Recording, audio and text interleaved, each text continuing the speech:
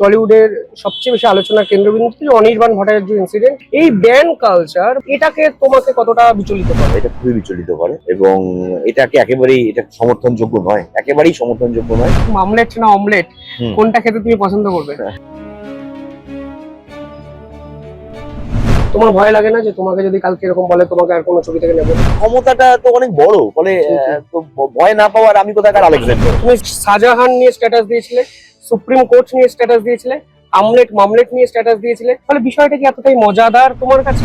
তোতা পাখি হওয়া শুধু তোতা পাখিকেই মানায়, মানুষকে মানায় না, মানুষকে রিয়েলাইজ করতে হয়। তোমাদের পক্ষ থেকে বারবার আবেদন আসে যে বাংলা ছবির পাশে দাঁড়াও, কিন্তু বাংলা ছবি যারা বানাচ্ছেন তারা একে অপরের পাশে দাঁড়িয়ে নেই। দর্শকের কিন্তু দায় নেই, তাকে আনন্দ দেওয়ার দায় হচ্ছে ছবি। যদি তোমার কাছে কোনো স্ক্রিপ্ট বা গল্প আসে, তুমি সবার আগে কোন বিষয়গুলোকে দেখার চেষ্টা করো? ছবি বানানো অবধি আমার কাজ, এবারে ছবিটা চললে অবশ্যই আমারই লাভ। নমস্কার, আপনারা দেখছেন দ্য ইন্ডিপেন্ডেন্ট বেঙ্গল। আমার সঙ্গে যিনি আছেন, আমার মনে হয় তাকে সকলেই চেনেন। তিনি দুর্ধর্ষ এক অভিনেতা, কিন্তু আমার তাকে অনেক বেশি মনে হয় সমাজ সংস্কারক। সমাজ সংস্কারক বলছি কারণ সমাজের প্রতিনিয়ত ঘটে চলা একাধিক ঘটনা নিয়ে তিনি সমাজের সামনে নিয়মিত আয়না ধরতেও পিছুপা হন না। কঠিন সময় কঠিন কাজটা কিন্তু করে যাচ্ছেন আমার পাশে বসা ঋত্বিক চক্রবর্তী। দাদা, প্রথমে দ্য ইন্ডিপেন্ডেন্ট বেঙ্গলে স্বাগত।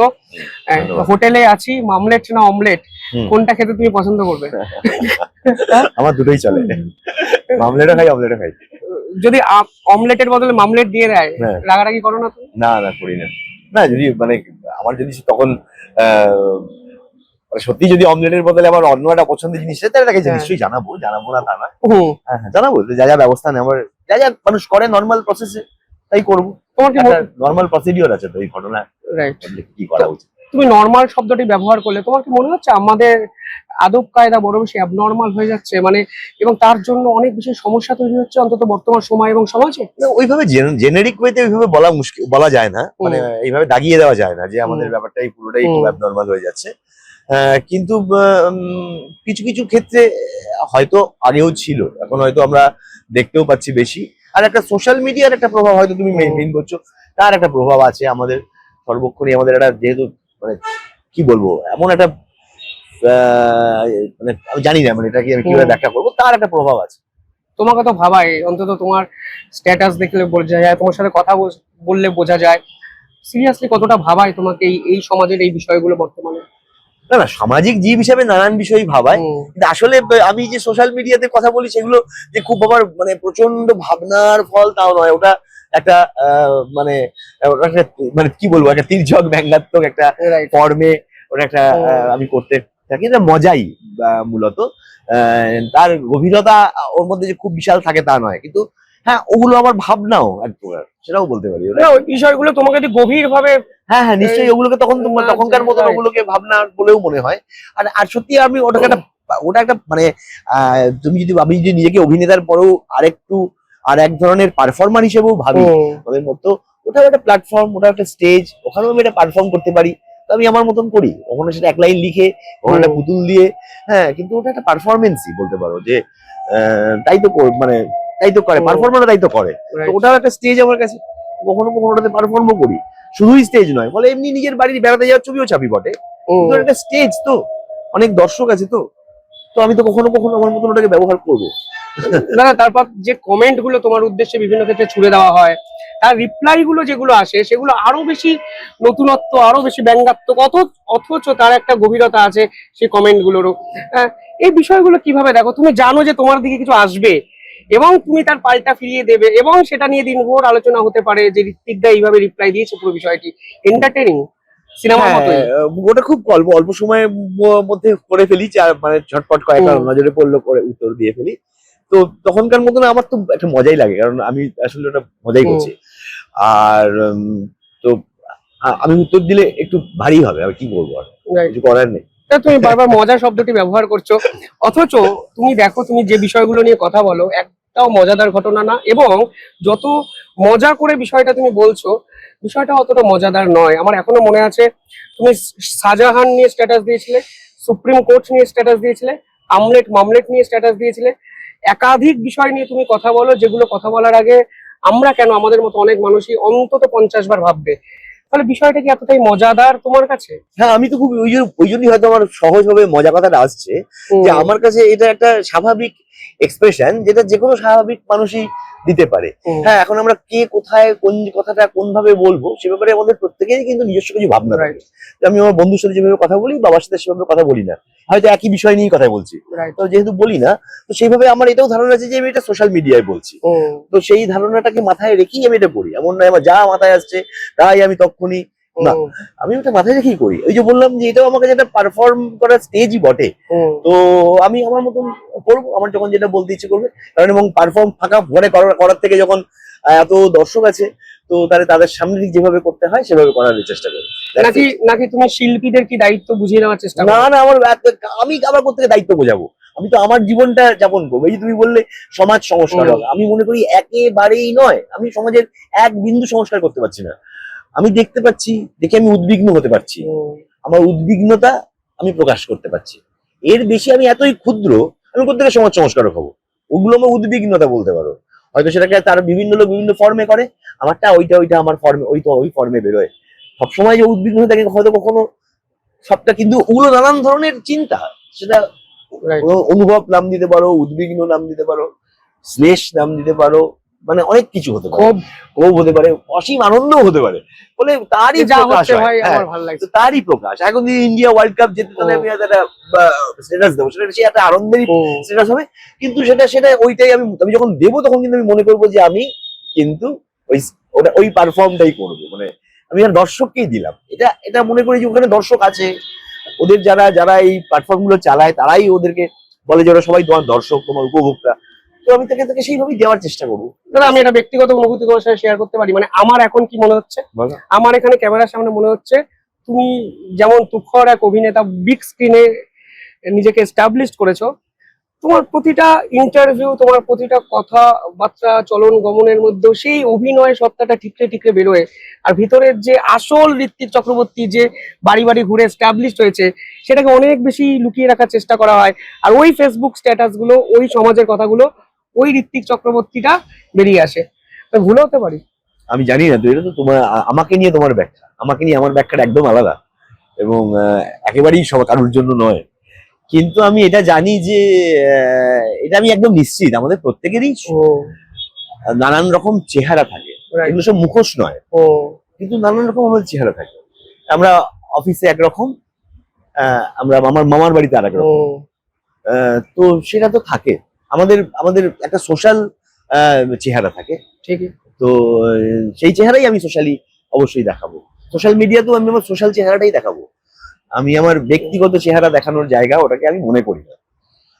আমার ব্যক্তিগত চেহারা নিশ্চয়ই মানুষ দেখে, যারা আমার ব্যক্তিগত চেনা পরিচিত তারা জানে, কিন্তু ওটা কিন্তু একটা সামাজিক, ওটা একটা সমাজ যদি ধরো, তাহলে তার কিছু নর্ম থাকা উচিত। আমি অন্তত আমার দিক থেকে আমার নর্ম গুলো মেনটেন করার চেষ্টা করি। সেটা মানে আমি ভুল বললাম? তোমার বিশ্লেষণ, আমি তোমার ঠিক ভুল আমি ঠিক করবো। তোমার মনে করছে যে আমি সারাক্ষণ লুকিয়ে একটা ব্যাপার, আর ওই লোকটা স্ট্যাটাস লেখে, আমি এই লোকটাই স্ট্যাটাসটা লেখে, এই লোকটাই ঘরে গেলে অন্যরকম ভাষায় কথা বলে হয়তো, কিন্তু সেটা এই লোকটাই, ওটা কোনো আলাদা আলাদা মানুষ নয়, আমরা সবাই তাই, এটা বলছি। না, তুমি বছরে যে বাংলা ছবিগুলো করো, তোমার অভিনয় প্রশংসিত হয়, কিন্তু কোথাও গিয়ে তোমার মনে হচ্ছে যে বাংলা ছবি দর্শক দেখছে না? মানে এই কারণগুলো কি? ক্রাইসিস তো ভীষণই, কারণটা কি তুমি অনুধাবন করেছো, নিজের মতো করে ব্যাখ্যা করেছো? কারণ আলাদা করে, কারণ খুব জটিল, বুঝলি তো। কারণ এই একদিন পরন্ত বিকেলে তুমি আর আমি এখানে বসে হ্যাঁ বার করতে পারবো না। অনেকগুলো কারণ আমরা জানি, যে মানে খুব ভালো ছবি হতে হবে, মানুষের সব জায়গায় হল থাকতে হবে, এন্টারটেইন হওয়ার মতন টাকা মানুষের পকেটে থাকতে হবে, সে ওই টাকাটা খরচা করবে এন্টারটেইন হওয়ার জন্য। এরকম বিবিধ কারণ একসঙ্গে মিলেমিশে আছে। ওটা কোনো একটা কারণের ব্যাপার নয়। আর মানে এটা খুব সুদূর প্রসারী বিষয়টা, কেন কি করে এটা হয়ে গেল, কি করে এর থেকে বেরিয়ে আসা যায়, এটা খুবই জটিল এবং খুব বড় ব্যাপার আর কি। এটা নিয়ে প্রপার ভাবনা চিন্তা করে না করলে এর থেকে সমাধান বার করা খুব মুশকিল।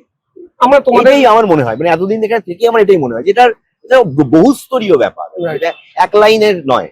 তোমাকে মনে হয় না যে তোমাদের পক্ষ থেকে বারবার আবেদন আসে যে বাংলা ছবির পাশে দাঁড়াও, কিন্তু বাংলা ছবি যারা বানাচ্ছেন তারা একে অপরের পাশে দাঁড়িয়ে নেই, এটা কোথাও কি না না, কারণ আমি তোমাকে মনে হয়? প্রথমত বলি যে এই বাংলা ছবির পাশে দাঁড়াও, এটা কাদের মতামত আমি জানি না। হুম, এই কথাটা কোনোদিনই আমি তো বলিনি জীবনে, হুম, হুম, একেবারেই বলিনি।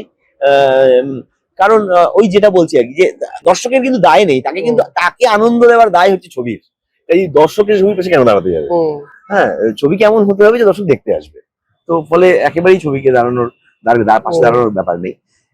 কিন্তু হ্যাঁ, এর মধ্যে তো এখানে ঝগড়াঝাটি একটু চলছে, চলেও। তো এখন বড্ড বেশি হচ্ছে সেটা, সেটা সবকিছু নিয়ে ঝগড়া যাচ্ছে একটা সেটা সিনেমা সেটা হচ্ছে। তবে আমার মনে হয় যে যতটা দেখতে পাচ্ছ ততটা হয়তো নয়, মানে আমরা তো দেখানো হচ্ছে হ্যাঁ মানে সেটা। মানে ফাইনালি মিডিয়া দিয়ে যদি দেখো হুম, তাহলে সেটার আসল রূপটা দেখতে পাবে না। right. হ্যাঁ, তো মিডিয়ার চোখ দিয়ে পুরোটা যদি কাগজে পড়ো, তুমি যদি ক্লিক বেটে ঘটনাটাকে বুঝতে চেষ্টা করো, হুম। তাহলে ওই রকমই বোঝা হবে। এটা কি দাদা, দেখো তোমাদের ইন্ডাস্ট্রির সঙ্গে জড়িত প্রডিউসাররা না বলে না, যে রেটিং নিশ্চয়ই। বাড়িয়ে দিচ্ছে, না না, ওইসব কমিয়ে তো দিচ্ছে, হল চলছে তো। দেখো, এইগুলো নিয়ে আমার একটা খুব স্পষ্ট বক্তব্য হুম। আছে। এই যে এইসব ব্যাপারটা, এটা ছবির প্রমোশনের ব্যাপার। আচ্ছা, আহ, মানে ছবির রেটিং কি হয়, প্রমোশন হয়, যে ছবিটা দারুণ রেটিং, দারুণ মানুষ দেখতে যাবে। প্রমোশন কিন্তু আমার সাবজেক্ট নয়, আমি কিন্তু অ্যাক্টর। তো ওই ঝগড়াটা আসলে তোমার মতন আমিও স্পেকটেটর, মানে আচ্ছা, মানে ওটা আমার বিষয় নয়। তোমার ছুতে পারে না এটাকে, মানে না না, আমার বিষয় নয়, আমার এখতিয়ারও নেই। মানে আমি ছবি করে কি আমার প্রমোশনের সিদ্ধান্ত দিই না দেওয়ার আমার মানে কি বলবো, আমার সেই মানে এটা তো একটা এক্সপার্টিস দরকার, Right. আমার তো সেটা নেই। এবার এইটা আমার এটা নিয়ে আমি নিশ্চিত যে এটা প্রমোশনের ব্যাপার। ওভারঅল ইন্ডাস্ট্রি তুমি যখন এটাকে বলছো, এটা একটা ইন্ডাস্ট্রি, ছোট্ট একটা অংশ যে ইন্ডাস্ট্রিতে তুমি হেঁটে চলে বেড়াচ্ছ, কোথাও কি তোমার কি এটাকে ভাবায় যে এটা কি হচ্ছে রে ভাই? আমরা সিনেমার চিত্রনাট্য নিয়ে কথা বলতে পারি, নিশ্চয়ই গল্প নিয়ে ভাবায়, কথা বলতে নিশ্চয়ই পারি। এইটার গ্রোথ হলে এটা সর্বাগ্রে আমরাই সবচেয়ে Right. প্রথমে লাভবান হব, Right. যারা এই ইন্ডাস্ট্রি ইনসাইডার। হুম, শুধু অভিনেতা নয়, সমস্ত কলা কুশলী সবাই তো প্রত্যেকেই আসলে তো তাই চায়। মানে এটা যাই ঝগড়া করে থাকুক, চায় কিন্তু মানুষ তাই যে এই ইন্ডাস্ট্রিটারই গ্রোথ হোক। রাইট। তো এটা নিয়ে তো কোনো সন্দেহ নেই। তো তো তো সেটাই সবাই চাইছে, কিন্তু চলছে ঝামেলা ঝামেলা চলছে, দেখতে পাচ্ছি ব্যাপারটা। কিন্তু সত্যি কথাই তো, এটা একেবারেই যে যে মানে ঝগড়া মিটে গিয়ে দারুণ কাজ হলে সবার ভালো হবে, সবাই এটা সবাই জানে। এটা নতুন নতুন কিছু বলার, আলাদা করে বলার বিষয় না। দাদা, সাম্প্রতিক সময় আরো একটি বিতর্ক, টলিউডের সবচেয়ে বেশি আলোচনার কেন্দ্রবিন্দু যে অনির্বাণ ভট্টাচার্য ইনসিডেন্ট, তাকে ব্যান করে রেখেছে এক তাবর দুর্ধর্ষ অভিনেতা। তোমার পরে বা তোমার সঙ্গে একত্রে নাম উচ্চারিত হয়। এই ব্যান কালচার বা তাকে হঠাৎ করে ছড়িয়ে দেওয়ার যে পন্থা, এটাকে তোমাকে কতটা বিচলিত করে? এটা খুবই বিচলিত করে, এটা এটা খুবই বিচলিত করে, এবং এটাকে একেবারেই এটা সমর্থনযোগ্য নয়, একেবারেই সমর্থনযোগ্য নয়। কোথাও কেউ কোনো কাজের জায়গায় সে কাজের কোনো গাফিলতির কারণে, সে নানান কারণে তাকে সাসপেন্ড হতে পারে, কিন্তু কোনো একটা কারণে তাকে ব্যান করে রাখা, এই ব্যাপারটা একেবারেই মানা যায় না, কোনোভাবেই মানা যায় না। অসম্ভব, এটা এটা এটা মেনে নিতে পারাই অসম্ভব। তোমার ভয় লাগে না যে তোমাকে যদি কালকে এরকম বলে তোমাকে আর কোনো ছবি থেকে নেবো না? হ্যাঁ, যদি এরকম হয়, যদি কেননা যে ক্ষমতাটা তো অনেক বড়, ফলে তো ভয় না পাওয়ার, আমি কোথাকার আলেকজান্ডার আমি ভয় পাবো না। কিন্তু এবং কিন্তু এটা এটা এটা সমর্থনযোগ্য নয়। আমি তো কিন্তু কিছু করতেও পারা যাচ্ছে না বিষয়টা নিয়ে, এটাও তো একটা অসহায়তা। দেখছো তো কত বড় বড় মানুষ বলছেন বলছেন, right? ইন্ডাস্ট্রি, হ্যাঁ, Right. বড় বড় মানুষ বলছেন। আমি একটা পরাণ বন্দ্যোপাধ্যায় পডকাস্ট করলাম আজকে, তিনি বললেন যে অনির্বাণের আজ যে ক্ষতি হচ্ছে, হয়তো তারপরে অনেক বেশি ক্ষতিপূরণ অনির্বাণের জীবনে হবে, কিন্তু এইটাকে সমর্থন আমরা করতে পারছি না। কিন্তু সলিউশনটা কি দাদা? এই সলিউশন তো খুঁজতে হবে সবাইকে একসাথে। সবাইকে একসাথে সলিউশন আমার মনে হয় না যে এখানে তুমি আমি বসে মানে সবাই মিলে সলিউশন, যেখান থেকে সলিউশনটা হওয়ার সেখান থেকে সলিউশনটা হবে, মানে সবাই মিলে সলিউশন খোঁজার জায়গা নয় গো এটা। সবাই মিলে তোকে ব্যান করেনি তো, তো সবাই মিলে কেউ কিছু করতে পারবে না। যা যখন শুনলে তোমার টলিউড ইন্ডাস্ট্রি নিয়ে আদালতে একটা মামলা হলো, তখন তোমার একটা রিয়াকশন কি হয়েছিল? আগেও হয়েছে মামলা, মামলা তো আগেও হয়েছে। তারপর যখন মামলাটা হলো, তারপরে সবাই একে একে বেরিয়ে চলে এলো, একজন পড়ে থাকলো, সে ব্যান। হ্যাঁ হ্যাঁ, আমি দেখেছি, কিন্তু প্রত্যেকটা সবটাই তো তোমরাও দেখছো, আমরা দেখছি। হ্যাঁ হ্যাঁ, প্রতিটা নিয়ে আলাদা করে আমার রিয়াকশন আমার তোমাকে দেওয়ারও নেই অ্যাকচুয়ালি। হ্যাঁ, কিন্তু দেখছি দেখছো, হ্যাঁ সবাই দেখছি। নজরের বেলা, যেটা তোমরা বিভিন্ন জায়গায় ঘুরে শোটাকে দেখানোর চেষ্টা করছো, সিনেমাটাকে দেখানোর চেষ্টা করছো। কলকাতায় শোটা হাউসফুল, আমি দেখছিলাম 5 ঘন্টার মস্ত বড় একটা স্লট তোমরা এই নদরের ভেলা কেন্দ্রিক এই কলকাতাতে করবে 21 তারিখ সম্ভবত। তো এই কনসেপ্টটা কেন হঠাৎ করে মাথায় এলো যে গ্রামগঞ্জে একটা বাসে করে আমরা নিয়ে চলে যাচ্ছি, কখনো তেহট্ট কখনো না কলকাতা, তারপর সবসময় বাসে করে নিয়ে যাবো না, ওটা প্রিমিয়ার টাইপ, ওখান থেকে বাসে করে মানুষ গিয়েছিল। মানে আমি বলছি সবাই মিলে দল বলে একটা যাওয়া, হ্যাঁ ওটা ওটা আমার আনন্দ। না, সব প্রিমিয়ারই সিনেমার কাস্ট অ্যান্ড ক্রিউ হলে থাকে। এখন সেটা সাউথ সিটিতে হয় বলে তুমি হয়তো অবাক হও না, তেহট্টা তো হলো বলে তোমার খুব অবাক লাগছে। কিন্তু যদি প্রিমিয়ারটাই ওখানে হয় তাহলে লোকগুলো ওখানে থাকবে ন্যাচারালি, ছিল তাই। না ভাবনাটা তোমার কাছে কোথা থেকে এলো, বা তোমাদের টিম কিভাবে ভাবনাটা আমাদের এক ধরনের অভিজ্ঞতাও আছে, মানে এর আগে এইভাবে এই ছবি পরিচালক প্রদীপ্ত ভট্টাচার্য, প্রদীপ্ত এইভাবে ছবি নিজের আগের দুটো ছবি, বাকিটা ব্যক্তিগত, রাজলক্ষ্মী শ্রীকান্ত, হলে খুবই কম, মুষ্টিমেয় কদিন ছিল পাইনি, তারপরে ছবিটাকে এইভাবে দেখিয়েছিল, হলে এইভাবে যে দেখানো সম্ভব সেটা ওর জানা ছিল। এবং আমরা যখন ছবিটা করি তখনই আমরা ঠিক করেছিলাম যে ছবিটাকে আমরা এইভাবেই দেখাবো, তাতে এইভাবেই দর্শকের কাছে পৌঁছবো। তো এবার শুরু করার জন্য তেহট্ট ছিল দারুণ, কারণ তেহট্টের শুটিংটা হয়েছে, তেহট্টর বহু সাধারণ মানুষ ওই ছবিতে শুধু অভিনয় করেননি, ছবির নানান ভাবে ছবিতে যুক্ত থেকেছেন, ছবির সাথে কাজ করেছেন। তো ফলে তেহট্টর একটা দারুণ জায়গা শুরু করার জন্য, তেহট্ট থেকে শুরু হলো। পরবর্তীকালে এটা কিভাবে তোমরা এক্সপ্যান্ড করতে চাইছো? এটা এইভাবেই ঘুরবে, এটা গোটা পশ্চিমবঙ্গে ঘুরবে। সিনেমা হল তো সব জায়গায় নেই, অধিকাংশ জায়গাতেই সিনেমা হল নেই, সেখানেও পৌঁছবে মানুষ চাইলে। ব্যবসার কথা মাথায় আসে না যখন একটা ছবি বানাও? নিশ্চয়ই, এটা তো একটা ছবিতে সব ছবি চায় তার মতো টাকা তুলতে, তো আমরা যেটা একেবারে চাইছি না তা না, আমরা সেটাও চাইছি, কিন্তু এই পথটা বেঁচেছি। দাদা যদি তোমার কাছে কোনো স্ক্রিপ্ট বা গল্প আসে, তুমি সবার আগে কোন বিষয়গুলোকে দেখার চেষ্টা করো? মানে ইন্ডাস্ট্রিতে অনেকে বলেন তুমি ফোন ধরো না, এটা একটা বিষয় তো আছে। কি জানি ফোন না ধরলে মানে এত কাজ করছি, হ্যাঁ সেটা আবার বাস্তব, হ্যাঁ মানে বুঝে শুনে ধরো। হ্যাঁ বুঝে শুনে ধরো। হ্যাঁ জানি না কি করে কি হয়, কি করে কি সব হয়ে যায় যোগাযোগ, কিন্তু অনেক কিছু দেখি গো। কি কি দেখো দাদা? দিয়ে চরিত্রটা দেখি, স্ক্রিপ্ট দেখি, ডিরেক্টর দেখি, প্রডিউসার দেখি, অনেক অনেক কিছু ডিপেন্ড করে। চরিত্রটা দিয়ে শুরু হয় দেখাটা, চরিত্রটা দিয়ে দেখাটা শুরু হয়, তারপর মানে হতে পারে চরিত্রটা দারুণ ভালো লাগলো, অথচ কয়েকটা গুরুত্বপূর্ণ বিষয় ঠিক ভালো পছন্দ হচ্ছে না, ফলে ছবিটা নাও করতে পারি। আবার উল্টোটাও মানে হতে পারে যে করতেও পারি, ফলে কোনো বাধা, ওই ফিক্স রেট বা ফিক্স নিয়ম কিছু নেই, প্রজেক্ট টু প্রজেক্ট, মানুষ টু মানুষ। কত পয়সা দিচ্ছে তখন? কত পয়সা সেই জন্য তো বলছি প্রডিউসার, এই পরের ব্যাপারটা যে এটা আমার প্রফেশন, ফলে টাকার ব্যাপারটা তো রাখতেই হবে, তো ফলে সেটাও একটা গুরুত্বপূর্ণ। সাম্প্রতিক সময় কোন ছবিগুলো তুমি এক্সপেক্ট করেছিলে তোমার অভিনীত ছবি চলবে অথচ চললো না, তুমি খারাপ ভেবেছিলে? করি না গো, কোনোদিনই করিনি। ছবি বানানো অবধি আমার কাজ, এবারে ছবিটা চললে অবশ্যই আমারই লাভ, কিন্তু চলবে না, আর জীবনের অনেক ক্ষেত্রে এক্সপেকটেশন ব্যাপারটা আমার খুব একটা নেই, ফলে শুধু আমার এই সিনেমা নিয়েও হওয়ার কথা ছিল না, হয়ওনি, কোনো কালেই ছিল না। অবশ্যই সিনেমা যদি হিট হয় তার বিরাট মানে তার সেই সফলতার আমিও পাবো, আছে আমার কোনো এক্সপেকটেশন নেই, আমি জানি না যে কি হবে কোন ছবি। এই ছবিতে তুমি রাজি হলে দুলালদা কিভাবে রাজি করালো তোমার? দুলালদা অনেকদিন ধরে আমি গল্পটা শুনছি, গল্পটা আমার পছন্দ হয়েছে, আর দুলালদার সঙ্গে আমার একটা কাজের সূত্রে আলাপ হয়। সেই ছবিতে দুলালদা পরিচালক ছিল না, কিন্তু একটা ফুটবল সংক্রান্ত কোরিওগ্রাফি করতে দুলালদা সেখানে যায়, তো তারপর থেকে দুলালদার সঙ্গে যোগাযোগটা আমার রয়েই গেছে, কিছুই করিনি। এই যে আমাকে ফোনে পাওয়া যায় না, দুলালদা ফোনেই আমার সঙ্গে এতদিন এই 5-6 বছর এই যোগাযোগ কন্টিনিউ রেখেছে, এবং এই ছবির গল্পটা আরো বছর 2 আগে একবার অলমোস্ট শুরু হবে হচ্ছিল, তখনও একবার এইখানেই আসলে স্ক্রিপ্ট শুনেছিলাম, মানে স্প্রিং ক্লাবেই। তো তারপরে আবার দুলালদার মেম্বারশিপ আছে বোধহয়, সবাই স্প্রিং ক্লাবকে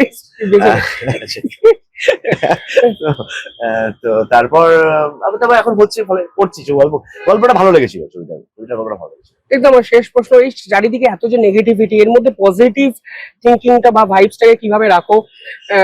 এইটা রাখার জন্য কি আলাদা কোনো প্রিপারেশন তুমি না? অন্তত আমি এটা ব্যক্তিগতভাবে আমি জিজ্ঞাসা করছি, কারণ আমি যে কাজটা করি, যাদের সঙ্গে মেলামেশা আছে, পজিটিভিটি পাই না।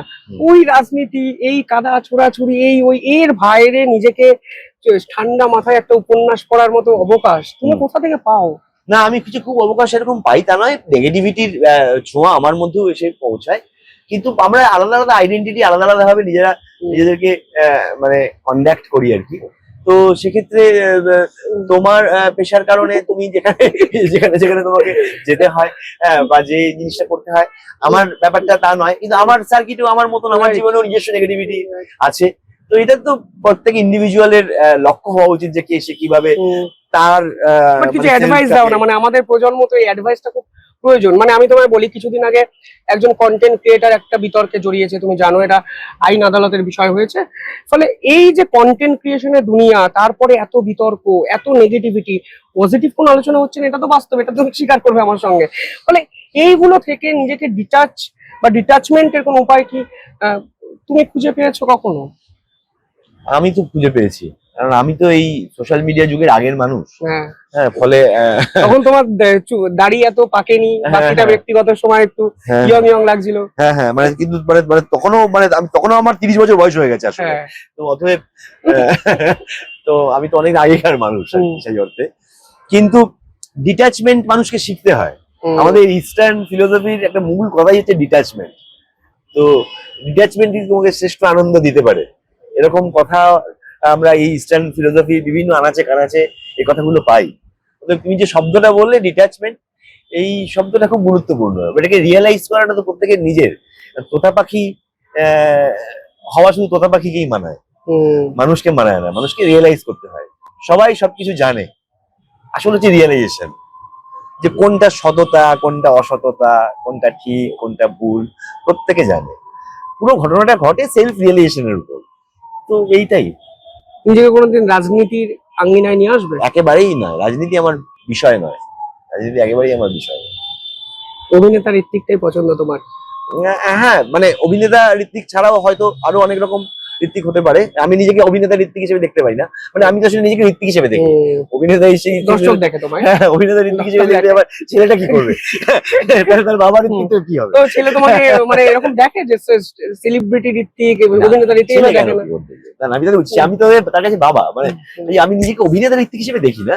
কিন্তু হ্যাঁ, আরো অনেক কিছু করতে ইচ্ছে করে, করবো বা করতে চাই, কিন্তু রাজনীতি আমার বিষয় না। এরকম তো হেলিকপ্টার তো চালাবো না, সেরকম রাজনীতিও করবো না, এটা নিশ্চিত।